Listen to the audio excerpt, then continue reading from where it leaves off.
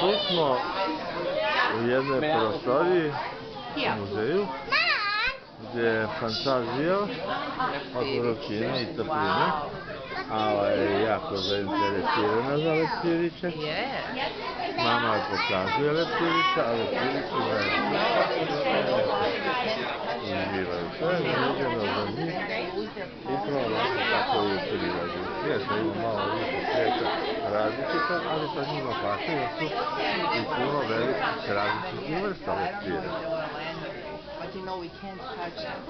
Ja ti se sviđaju leptiri. Gledaj kako skoro mi je došao Isuse koja patica, oduševljena.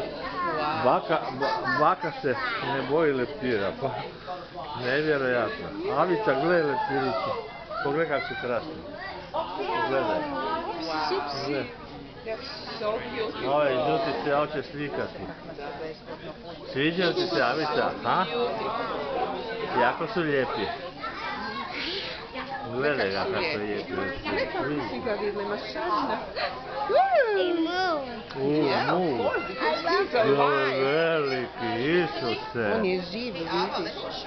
Neći mene malo, pa samo drži. Slika se to.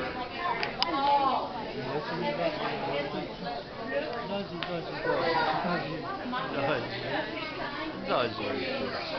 A prekrasno, stvarno su fantazija. Samo tebi je sama leptirica baš.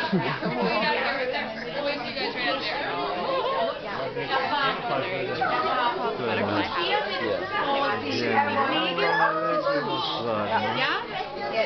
uživajući specijalno djeto. Ovak nešto, da.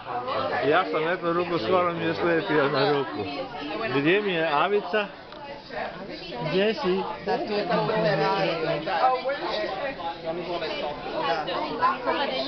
A šta je to? To su ličinke, kako nastaje leptira? Ličinke, nije to leptirić bio. I to smo ušparali jedno $35-40, nam je dala bez. Moja kćer, da. To je na filmu snimljeno.